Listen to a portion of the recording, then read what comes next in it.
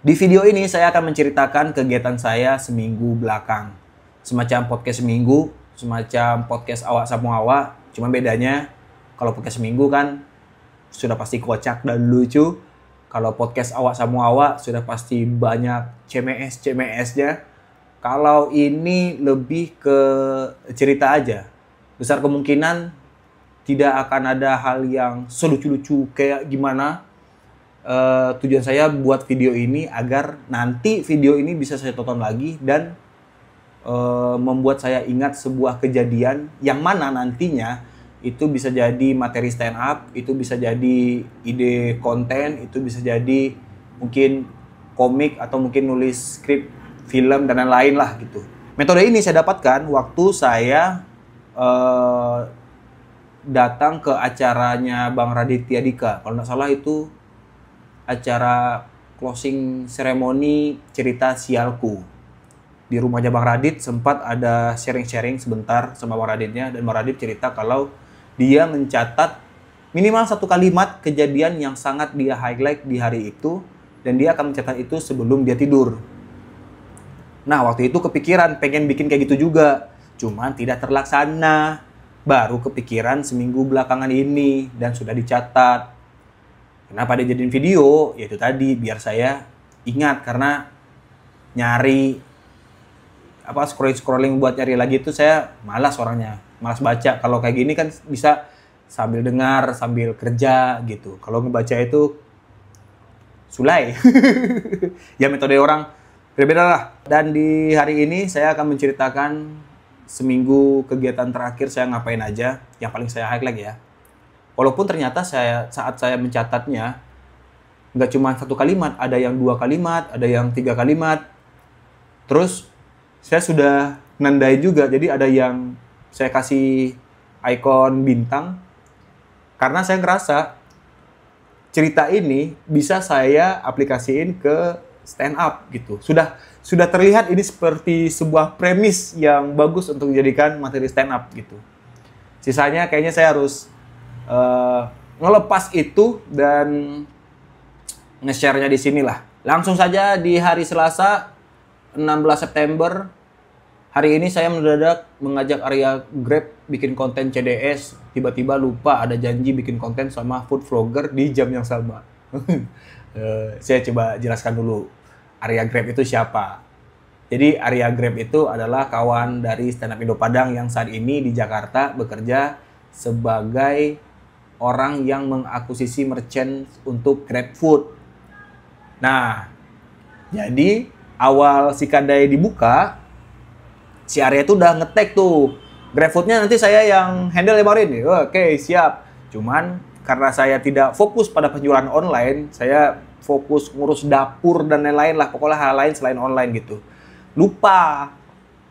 Terus di bulan kedua atau bulan ketiga, ternyata si Kadai sudah tersedia di GoFood dan juga Shopee Food.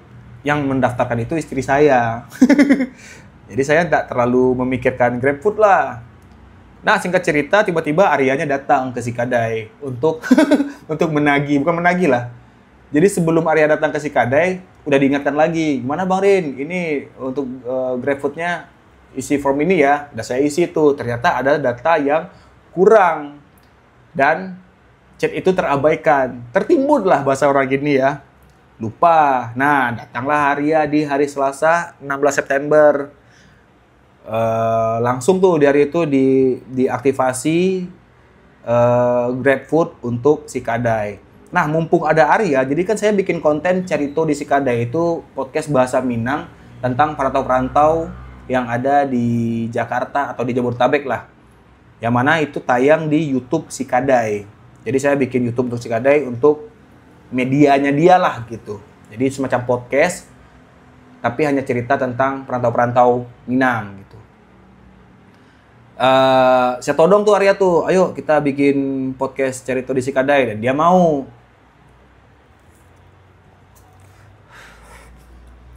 Saat saya men-setting udah di setting lah alat rekam dan set untuk bikin podcastnya.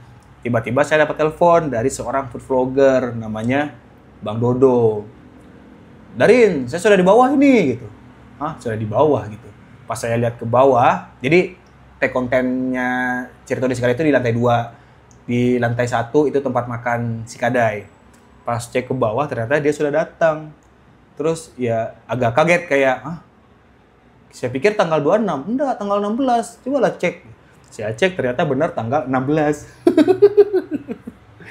Jadi agak bingung. Saya sudah minta tolong ke si Arya untuk bikin konten Cerita di Sikadai, tapi saya lupa ada janji dengan si Bang Dodo, food vlogger, bikin konten tentang makanan Sikadai, dan itu saya harus duduk bareng Bang Dodonya makan makanan yang ada di Sikadai gitu. Cerita-cerita ternyata Bang Dodo bilang ya kontennya sebentar aja. Kalau kita cuma makan-makan terus cerita dikit-dikit aja. Ya paling cuma 10 sampai 15 menit gitu. Ayo udahlah gitu. Saya ngomong lah ke Arya. Saya bikin konten dulu ya gitu. Aman dah. Kalau Arya sibuk dan buru-buru pulang nggak apa-apa. Kita cancel dulu aja. Mungkin nanti bikin konten Cerita di Sikadai. Si Arya bilang aman bang, nggak apa-apa bang. Oh ya udah. Saya bikin konten food vlogger dulu sama Bang Dodo. Setelah itu baru saya bikin konten Cerita di Sikadai bersama Arya. Lanjut, Rabu 17 September. Sikadai dapat 100 porsi pesanan nasi goreng. Kali ini diambil jam 10. Jadi kami kerja mulai jam 7. Gatan tiba-tiba sakit, Fikri tidak datang. Tapi semua masih ke-handle. Jadi Sikadai itu menerima orderan banyak, pesanan lah ya tibanya ya. Tapi ada minimal order yaitu 100 porsi. Sebelumnya orang yang sama sempat memesan nasi goreng juga. Kalau nggak salah itu 300 porsi. Dan diambil pagi jam 7. Jadi kita buat nasi gorengnya itu dari jam 2 pagi atau jam 3 pagi, saya lupa. Pokoknya jam 2-an lah. Diambil jam setengah 6 pagi. Setelah subuh. Karena nasi goreng itu mau dimakan untuk sarapan. Jadi kami semua tim itu berapa kemarin ya? Saya, istri saya, ada si Rido, karyawan 4 waktu itu, masih 4. Jadi kami bertujuh masak nasi goreng 300 porsi untuk jam setengah 6. Dari jam berapa itu? Dari jam, pokoknya malam kita standby masak-masak nasi. Karena kan Magicom kita kalau nggak salah waktu itu masih 2, jadi masaknya berulang-ulang. Masak nasi gorengnya pun juga berulang-ulang. Pokoknya metodenya sudah diatur semaksimal mungkin agar nasi goreng ini masih hangat, masih fresh, masih mantap untuk dimakan sarapan jam 7 lah harusnya orang tuh makan. Karena dari Depok ke Jakarta ya setengah jam atau sejam lah. Nah, di tanggal 17 September ada lagi orderan dari orang yang sama, 100 porsi. Tapi diambil jam 10. Sedangkan Sikadai bukanya jam 1 kan. Jam 10 itu kita baru prepare untuk masak. Jadi jam kerja di Sikadai itu jam 10 prepare masak semua menu makanan, jam 1 kita udah buka operasional sampai jam sebenarnya close last ordernya itu 9.30. Jadi jam 10 kita udah close, pintu ditutup. 1 jam menuju jam 11 kita bersih-bersih. Nah, karena diminta jam 10 pagi, jadi jam kerja kita dimulai jam 7. Sikadai waktu itu hari ini anggotanya sudah berenam. Yang sebelumnya 4, sekarang sudah berenam, ditambah saya dan istri saya berarti 8. 8 tambah mama ada 1 lagi, 9. Nah, ternyata di hari H, tanggal 17 September, dapat kabar kalau salah satu anggota saya sakit. Dia nge-share di grup, "Bang, maaf bang, sakit bang," gitu. Oh ya udah. Terus satu lagi nggak ada kabar. Si Fikri nggak ada kabar. Tapi ya udah. Karena mungkin porsinya cuma 100, masih ke-handle. Jadi untuk dijemput jam setengah 10, kita masih terburu lah. Masih sangat aman, ke-handle semua. Selanjutnya, Kamis 18 September. Tim Kadai Kawa datang bertamu ke si Kadai. Awalnya saya niat traktir dan pesan menu untuk mereka, tapi malah mereka yang bayar semua. Oh iya. Jadi sebelum si Kadai ada, sebenarnya ada salah satu tempat makan yang konsepnya serupa. Namanya Kadai Kawa Wahidin. Itu kalau nggak salah mereka buka tahun 2015-2016 gitu.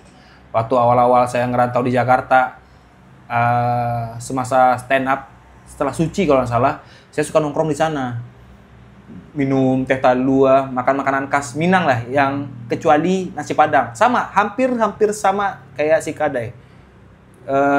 Terus di tahun berapa kalau nggak salah dia cerita tahun 2022 COVID, mereka tutup dulu dan mereka kembali buka barengan dengan si Kadai buka. Si Kadai buka itu tanggal 10 Mei.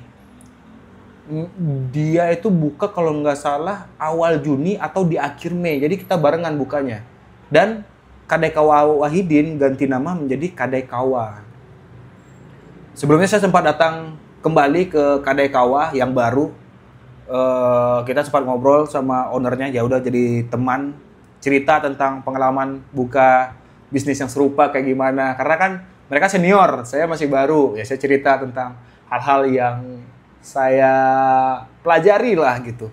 Dan mereka juga tertawa karena hal itu adalah hal yang juga mereka terima di awal-awal buka gitu. Tapi kami berdua mempunyai visi yang sama, bagaimana kita bisa mengobati rindu lah masakan kampung halaman yang nggak cuma nasi Padang. Karena mungkin kalau orang umum ya, orang Jakarta taunya ya udah nasi Padang aja gitu. Padahal di Minangkabau itu banyak sekali kuliner-kuliner yang harus dicoba. Si Kadai memberikan sebagian kecilnya. Kita belum bisa ngasih semua menu-menu yang ada di Minangkabau. Itu baru sebagian kecil. Jadi mereka tanggal 18 September datang ke si Kadai. Jadi awalnya saya datang ke sana, habis itu mereka juga mau datang ke si Kadai. Cerita-cerita lah, terus ya udah saya minta ke waiters, udah keluarin ini, kasih ini gitu. Terus saya bikin video cerita di si Kadai lagi, podcast sama si Rio Chan, karena Rio Chan sudah menjadi bagian dari tim Kadai Kawa. Saat bikin podcast, saya bilang kan, udah kasihlah bang itu kerupuk kuah, kasih ini biar ada cemilan selagi kita bikin konten gitu. Walaupun sebelumnya mereka sudah makan sebelum saya datang mereka udah makan. Nah, selesai bikin podcast, kita cerita-cerita, si Rio juga bikin konten, ya udah habis cerita, saya prepare ke bawah. Pas saya kembali menemui kawan-kawan Kadai Kawa, ternyata mereka sudah bayar. Maksudnya kan saya pengen, ya udah nggak usah lah, pengen traktir aja gitu, kayak ya udah welcome ke si Kadai. Ternyata mereka tetap kekeh, kami tetap bayar karena ini bisnis gitu. Oh ya udahlah. Akhirnya mereka cabut, terus saya tanya ke kasir, kenapa mereka bayar gitu? Ya bang, dia tetap pengen bayar katanya gitu. Oh itu semuanya? Iya bang, termasuk kerupuk kuah dan ada telolet lewat. Ya inilah adalah keunikan bikin podcast di studio ala kadarnya. Bagaimana tadi ya, sampai saya tanya ke kasir saya, itu mereka bayar semua? Iya bang, termasuk yang tadi abang minta untuk ke atas.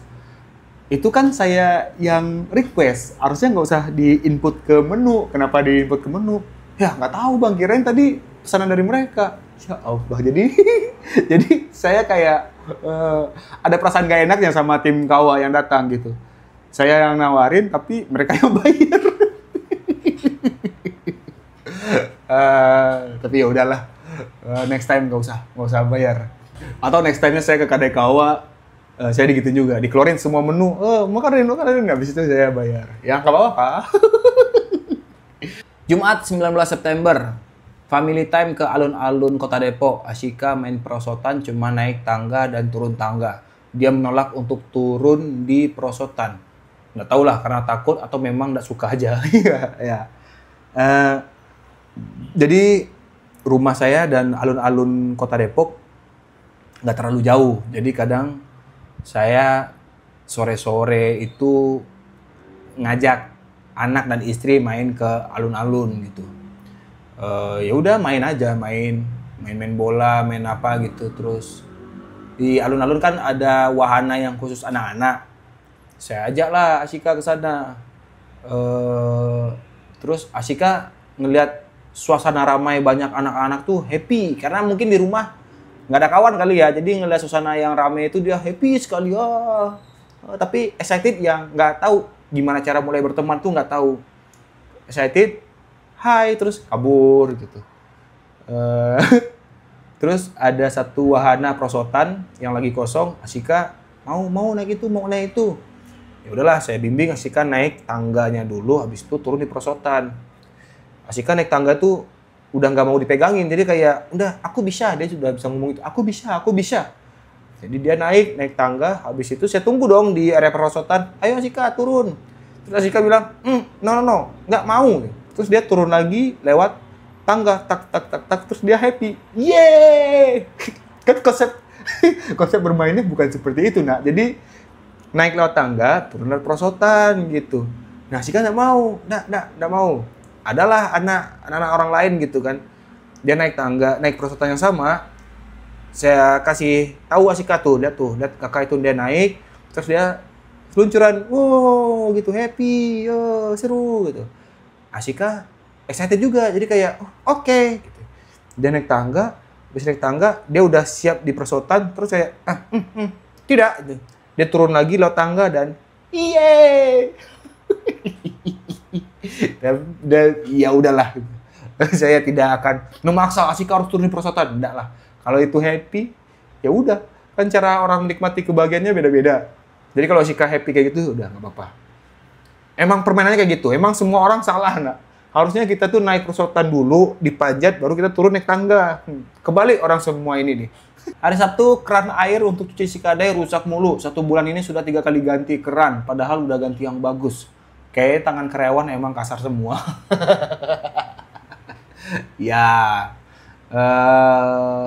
jadi tempat cuci di Sikadai itu kan pakai keran gitu airnya. Sebulan ini udah 3 kali ganti keran. Pertama itu los, karena yang gimana ya, yang tuas tarik los. Bukan los, copot dan tidak bisa disambung lagi.